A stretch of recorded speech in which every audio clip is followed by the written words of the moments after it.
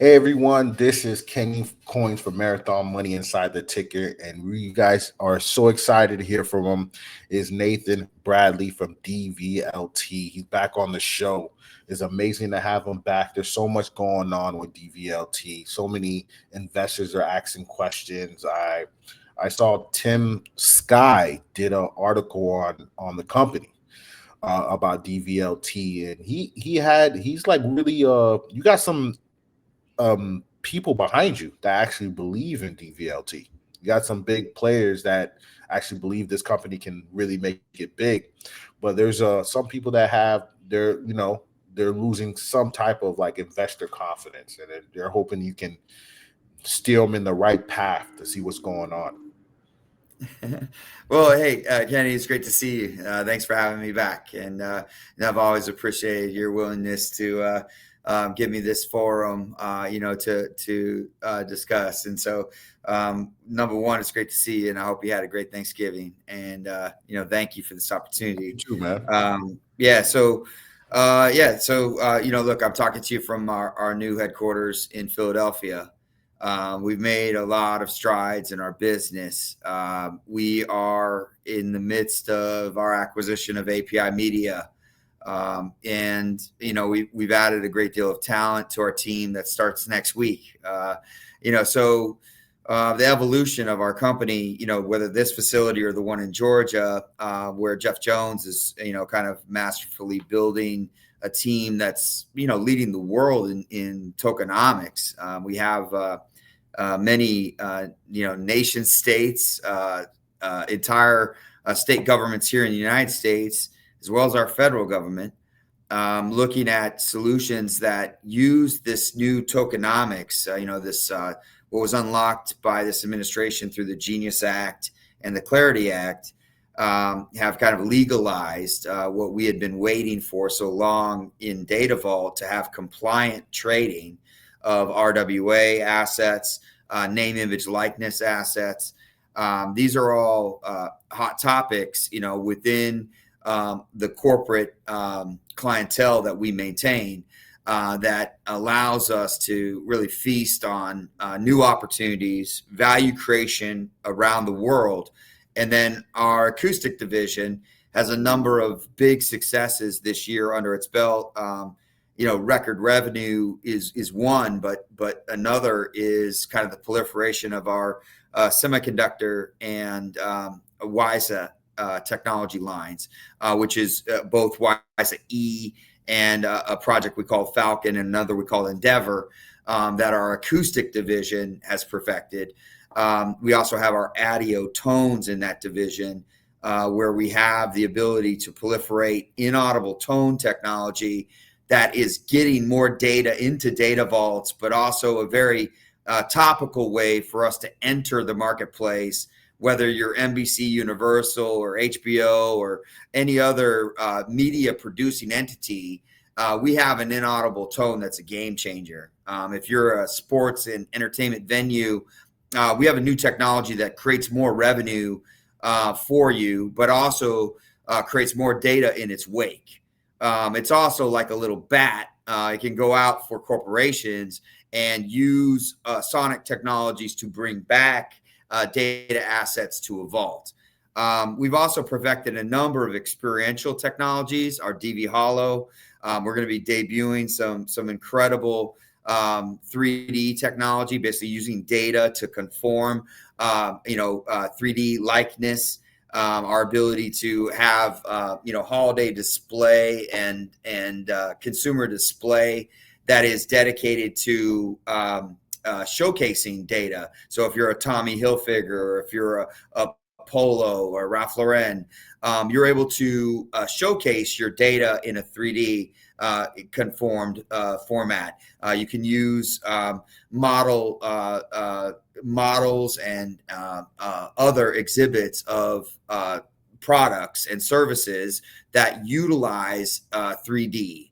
And so we're very excited about DV Hollow and some of the experiential aspects of Data Vault, but nothing surpasses our focus around tokenomics And our leadership role is defined by intellectual property patents we own. We actually own the rights to conform data to a tradable format in a proprietary system that we call the Information Data Exchange. So Datavault, our flagship technology, is leading a revolution in how data is conformed into object and how it is traded on the NASDAQ. So we have a very special relationship that it really centers around compliance and it's cybersecurity. And that is our ability to trade data on behalf of our clients. So turning data to cash is the sole mission of the company.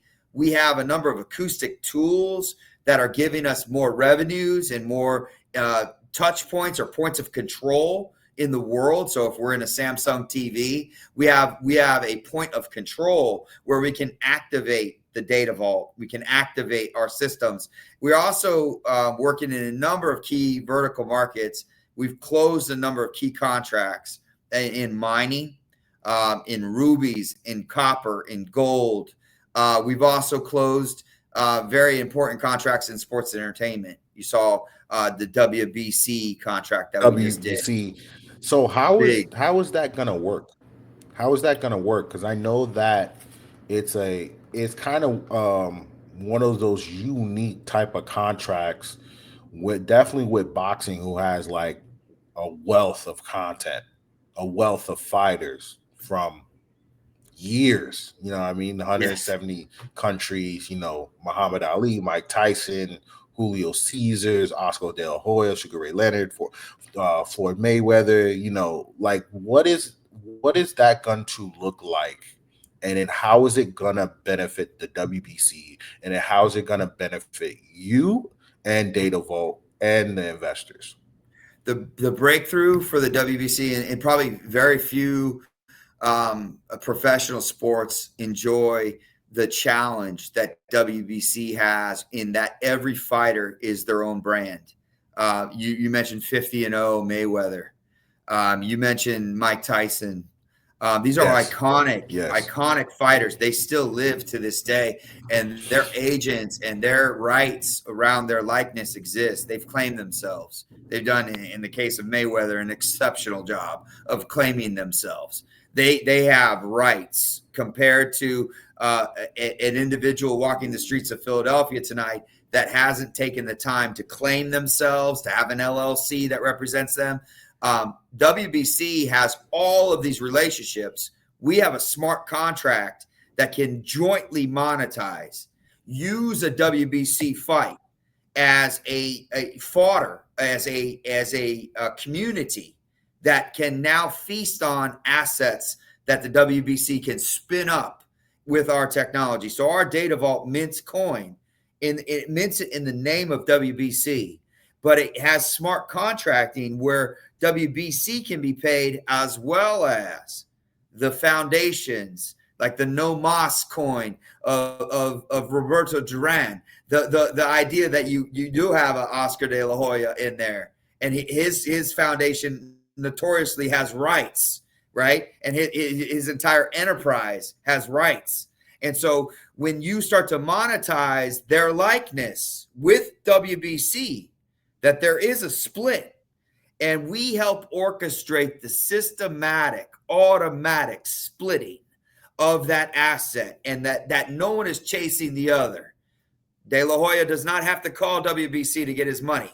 He is instantly paid into a wallet. And we monetize NIL. We founded name, image, likeness as an exchange. Any human being can claim themselves. You, Kenny, can claim yourself. And you have this persona, you have the show, and you have the ability to monetize that through a coin. So Kenny can show up and do this interview for your company, but you need to buy this coin, and that's his time. It represents an hour interview and a prep session and whatever you're going to do for that company, but you can sell your likeness as a token, and I get to affiliate with you because I paid for it. And it's not much different than the contract that we might have with one another. But the thing about it is there's a coin there. And that if you had a logo in here, or you had something in this environment where you had to pay somebody a license, they don't have to come chase you for it. I pay you a coin and you split it out and everybody walks away. Everybody is paid instantly. And so NIL, name, image, likeness, monetization.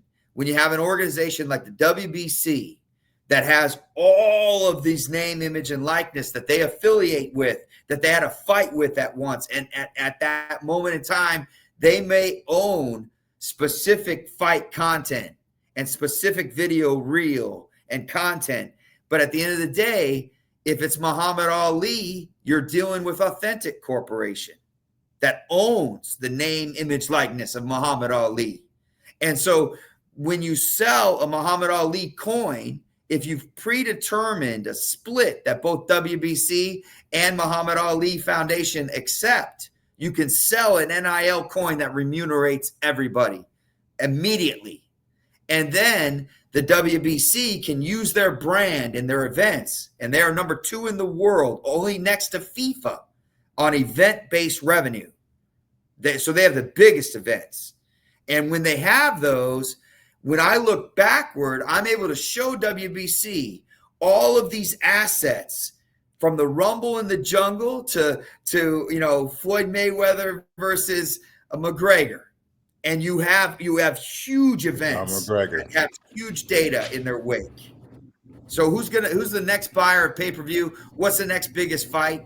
The idea that Datavault could see that when you brought in a European fighter, McGregor, and you brought him against the undefeated Mayweather in a super fight, that because Europe turned on and we turned on, that created one of the biggest yields in fighting history. And so take a page. We can now look at China as if China could produce a fighter that could meet a fighter as great as Mayweather was in his prime. If an American fighter could meet a Chinese fighter, and when that fight could be made, that could be the biggest yield in the history of the world. And we show that in data. We have mechanism that measures hand speed. We have systems that say where those fighters are in China, that they're in dojos learning martial arts. And some of them qualify in the weight classes needed to fight in professional boxing. And so we can help WBC use data and use data apparatus, including the ability to measure hand speed, foot speed, punching power, all of these things to find the super fight. And we've also identified things that may be settled in the ring, things like rivalries, like the whether you take regions of the world that are at war, that or an American versus a Russian, or the idea that you would have an ability to create super fights around content and around story, and the ability to use data as a constructs to help WBC be greater. That's what we do in that contract. That's why we got a 50-50 partnership in place around these assets we create. My biggest question that comes to mind when you talk about the WBC, when does that start, and how does adoption look like for you? So it starts around fights. They have a convention. When does the contract start? The contract starts. So we announced that signing. So we've signed the contract. It's started now. It's in effect. And the first event is the WBC conference, a public conference that we're demoing to the WBC partners of ours now, our capability. That includes an inaudible tone that can be released in a venue that activates cell phones. It can be used over airwaves. It's called ADIO. And we have an ADIO Labs right here in Philadelphia, and we're with API Media in New Jersey, fortified in a system that would allow WBC to release tone to the world at a fight. So whether it's the Ring Girls Instagram, the merchandise, any of the tones that they want to release that add value to the venue, the event, and the fans and the fighters, they're able to do that. And I would mention that WBC is a very fighter-centric organization. When you look at them, they're more concerned with the fighters than they are the fans.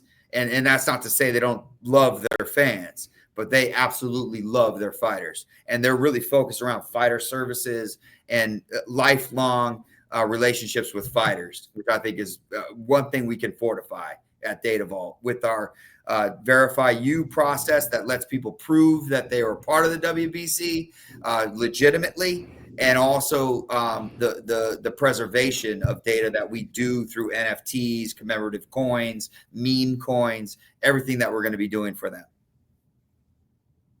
Starts now. Where do you see so where do you see adoption from this? Because this is big. You fight after fight.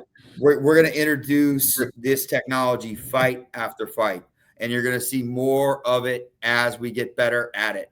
And as we get better at it together, we're going to have tone technology that we jointly monetize. We're going to have content in NFT form that we monetize, and then most importantly, our NIL exchange is going to become a revenue stream for fighters, and it's going to become a big revenue stream for WBC and Datavault.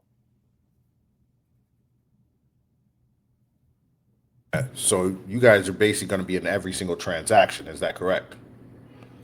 So every transaction, every fight that WBC does, they're going to, at their discretion, use our tools to generate revenue.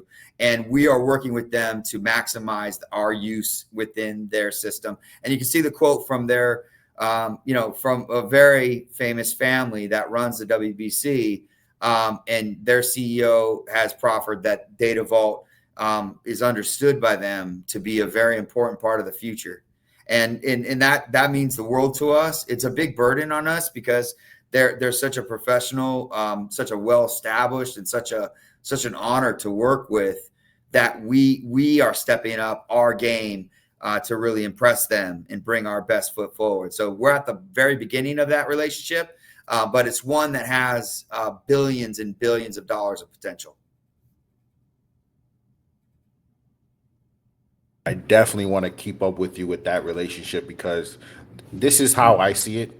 And then you can kind of tweak. This is how I see it. If you guys can conquer the WBC, UFC is probably, to me, I like the UFC, but with what you're saying about speed, kick, natural abilities, if you can track that, you know what I mean?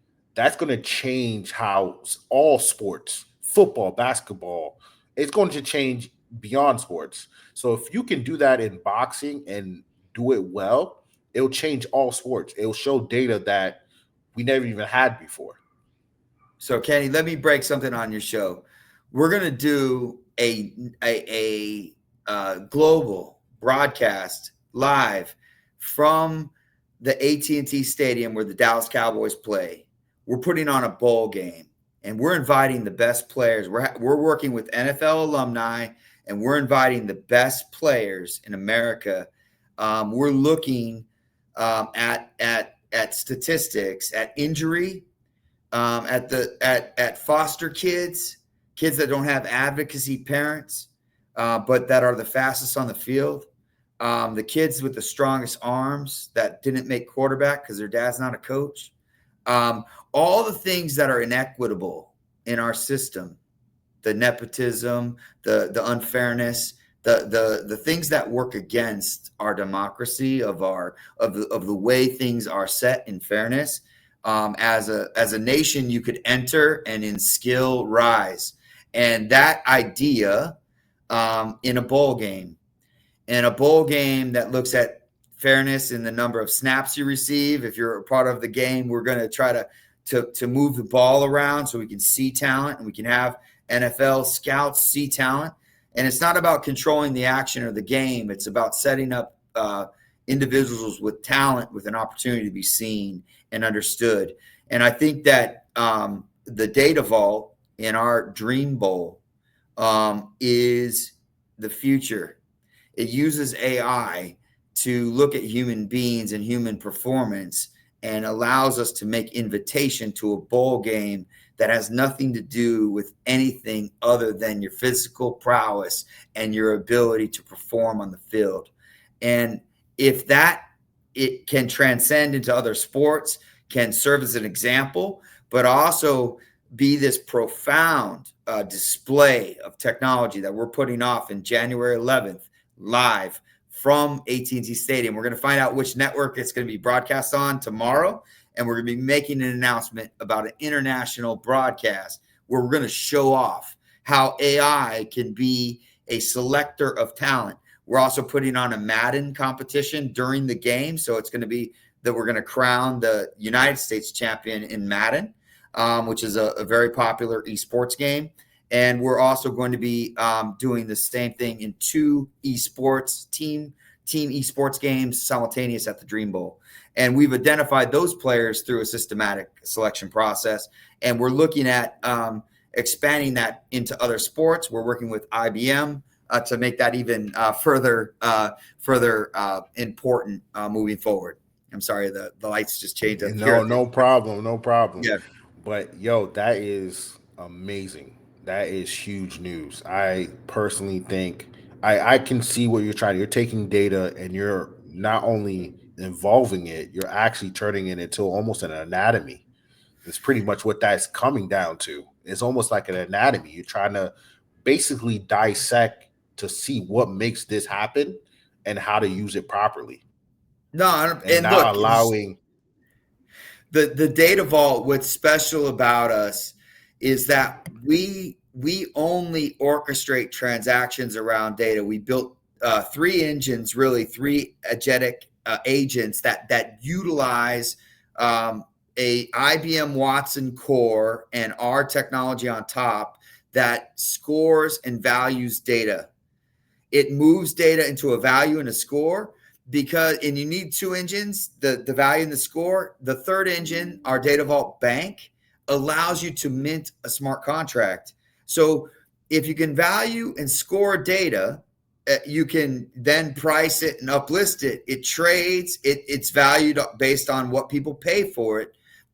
You're able to move that score up and down based on the efficacy of the data itself. And we're able to use AI to traverse these systems. If you look at a customer like WBC, they have so many assets.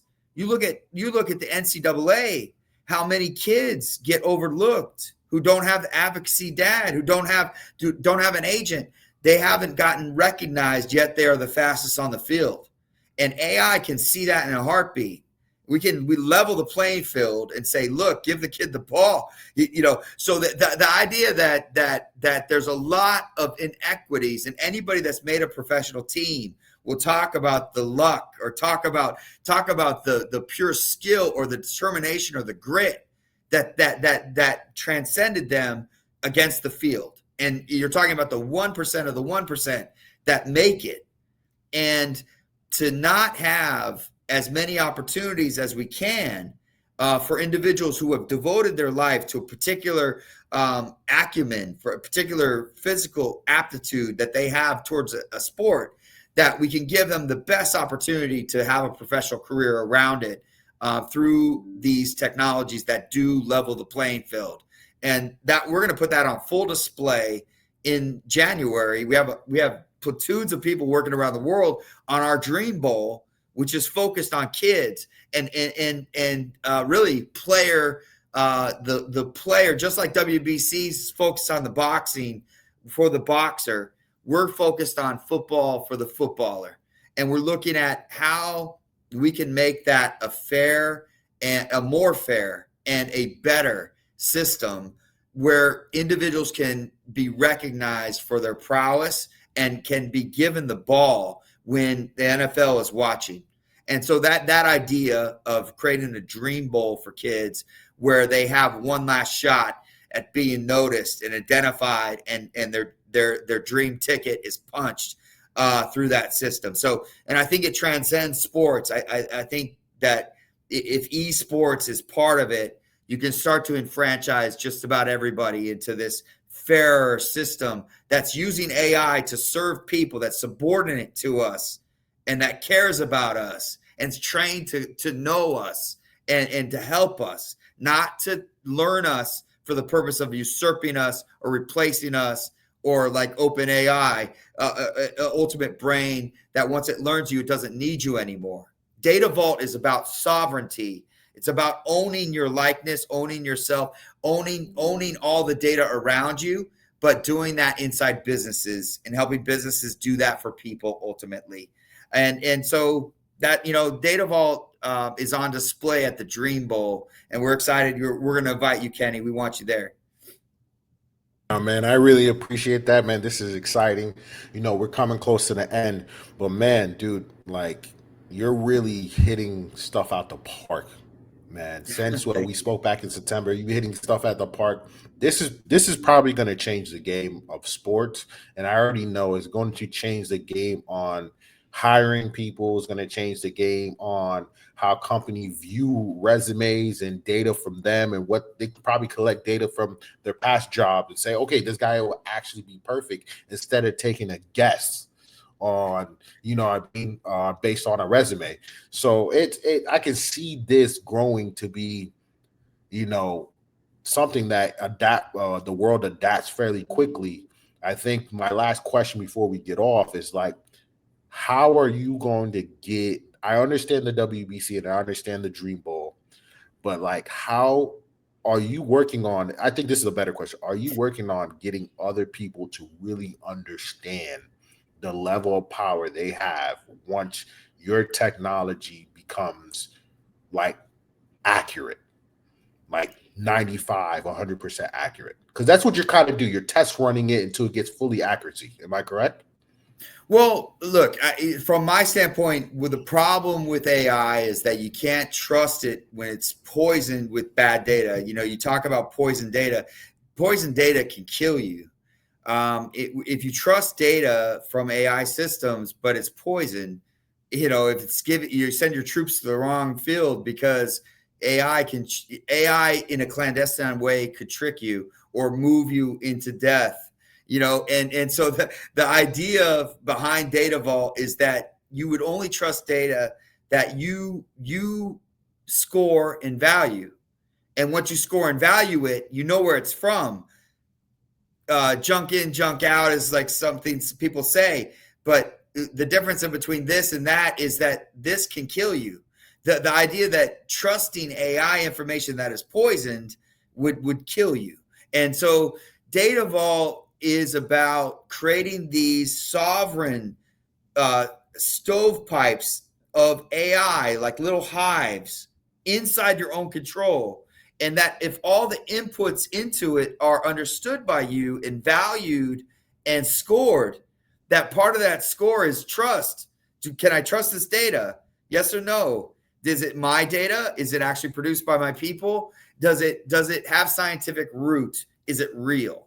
And that concept of, and especially today's days and age where AI can produce video and audio and images that are entirely fake, and you see like P. Diddy out today on AI images that are not real, that made viral sensation, and someone got paid on that, right? Someone is collecting on that traffic, and that traffic is false, fake. It's a trick. And so that idea of trusted data in a hive called Data Vault, and the ability to look at it and understand its value, and then most importantly, trade it, data to cash. And so that's us. And yes, we are perfecting that system, and we're teaching our clients how to filter out all the poison and how to look at what is the real data that they create, that they own, that they have sovereign right to, and that they're allowed to sell.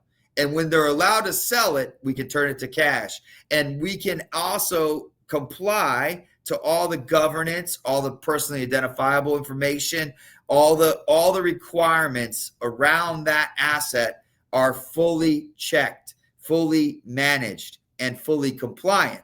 so that we're able to sell data and not look over our shoulder. We know that we have sold data in a compliant way and that we're able to move it to cash in a way that is revolutionary. And we have a way to move this forward in a platform where individual companies can be creative. They can create their own data assets. They can look at their data differently. You mentioned HR data. There's nothing more important than our people. And you're right. There's actionable intelligence that I can bring in and stop wasting money. You interviewed a guy that was just about there, or a woman that was just about there, and later on you realize there's a door open for that person. It'd be better to have the actionable intelligence and move on that information than to reproduce it. And so, and to do it again, and so the idea of the actionable intelligence and the ability to move data to cash without ever touching it, moving it, or creating more attack substrate, that's the data vault. And we have one of the hottest companies in America, in my opinion, because of the Genius Act passage, the ability for us now to trade tokens legally in the United States, and the ability to monetize data through AI has changed everything. And guys, I gotta end it on that note, man. It's great to be a part of this in the beginning. This is where you see the world change. But guys, man, check out Datavault. He's gonna come back on the show. I think he has a lot more. Ideas are phenomenal. You know what I mean? Execution. He's been execution since the day I met him. So it's not gonna be surprised when he execute everything else. He executed WBC, he executed the $150 million Bitcoin back when he was in Korea. So I'm not gonna be surprised if more execution come down the line. Do not miss the opportunity to be a part of the journey. This is a confidence we need. These are confidence as investors that we need. So thank you, Nathan. Check out, listen. Thank you for viewing. Thank you for listening, and peace.